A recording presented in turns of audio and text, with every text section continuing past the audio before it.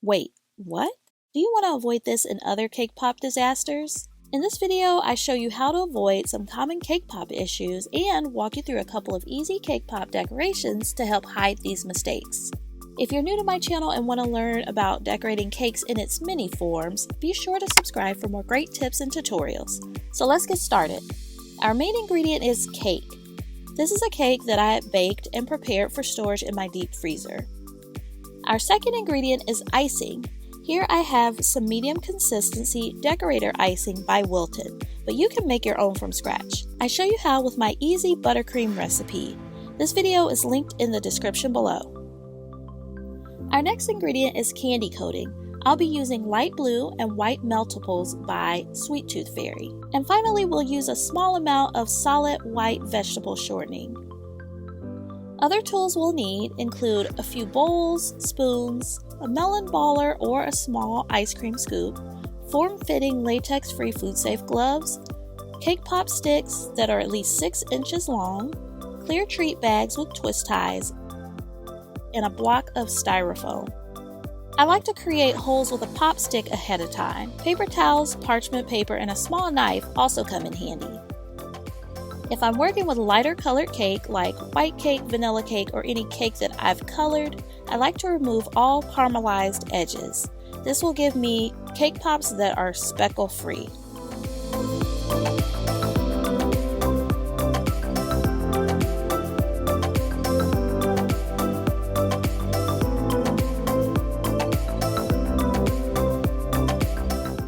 Next, I crumble my cake into a large bowl.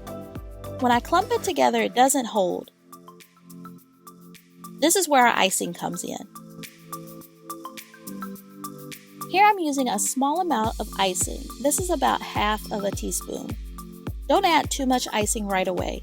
You want the cake pop mixture to clump up like cookie dough and not be too loose. Instead of crumbling in my hand, the mixture is much more stable than before. Next, I start to form balls with my cake pop mixture. I like to use a double-sided melon baller to help me get consistent sized balls, but a small spoon or small ice cream scoop works as well.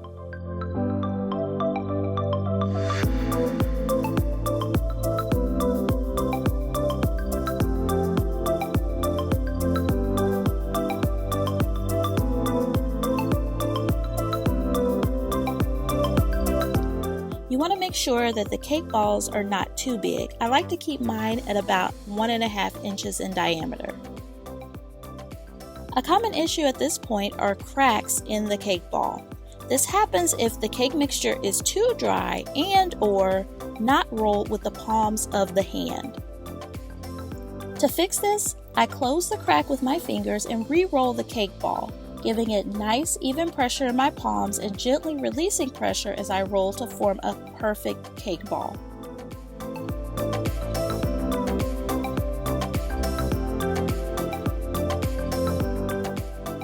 Next, I place my candy coating into a microwave-safe bowl to melt. If you're enjoying this video and learning something new, let me know by hitting the like button now. No matter what brand of candy coating you're using, be sure to follow the directions on the package to avoid burning the candy coating. Now let's talk about inserting the pop stick. This is the wrong way to do it.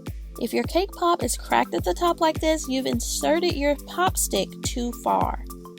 Instead, you'll want to secure the pop stick to the cake ball like this.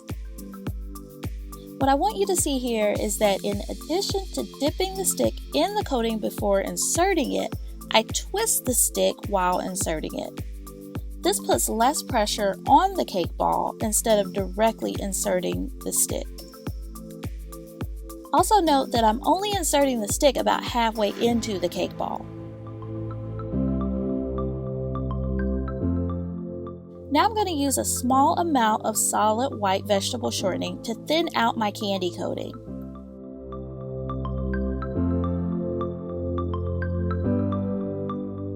You may need to place the coating back into the microwave for a few seconds to melt it all together. The candy coating should be lump-free and thin enough to freely flow off the spoon. Now it's time to dip. I use a couple of different methods.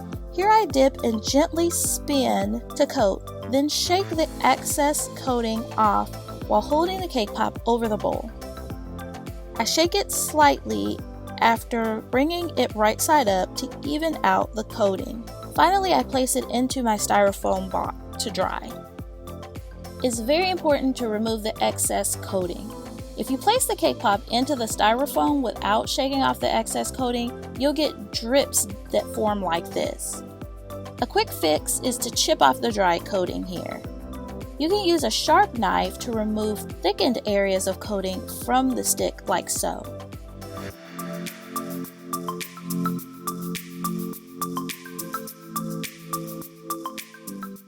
Now there will be some times when you're shaking off the coating and this happens. Quick fix: dip the pop stick into the candy coating and reinsert it while the cake ball is still in the bowl. Then gently scoop the cake pop out of the coating with a spoon. A quick dip to smooth the top, and proceed to shake off the excess coating by tapping the stick angled over the edge of the bowl like this. I like to remove excess coating from the bottom with my finger like this. This is where the paper towel comes in handy.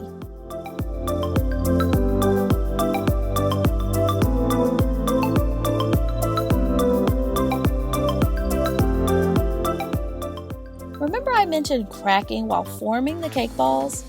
Well, the same kind of cracking may happen to your finished cake pops.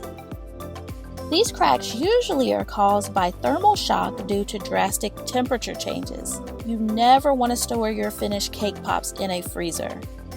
If you experience cracks, you can cover them with a little bit of candy coating and smooth like this.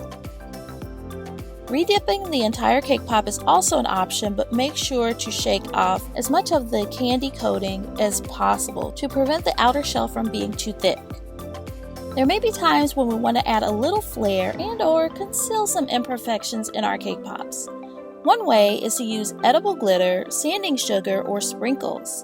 Start by dipping the cake pop, then remove the excess coating and shake the glitter, sugar, or sprinkles over the top, making sure to get the top and the bottom of the cake pop. Now doesn't this look like the perfect snowball? The other technique for adding flair and/or covering mistakes is drizzling.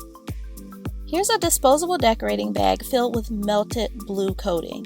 I cut the end of the bag and squeeze some coating onto a paper towel to make sure I like the size of the drizzles. Then I proceed to drizzle the coating over my cake pop.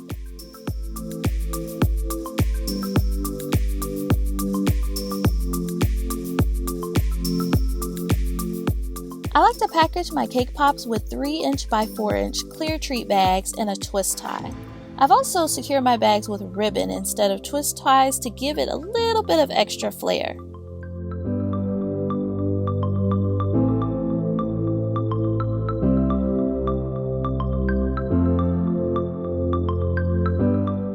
You may store your cake pops at room temperature or refrigerate them, but be careful that the refrigerator isn't too cold. Packing your cake pops like this helps to prevent condensation or sweat from forming on them after they've been refrigerated. Cake pops are good only 7 days after you've baked your cake, or 7 days from when you've retrieved your cake from a deep freezer. Cake pops done right are simply irresistible. If you enjoyed this video, don't forget to give it a like. And if you want to start your cake decorating journey and build your skills, subscribe to my channel for more helpful tips, tutorials, and product reviews. As always, thanks for watching.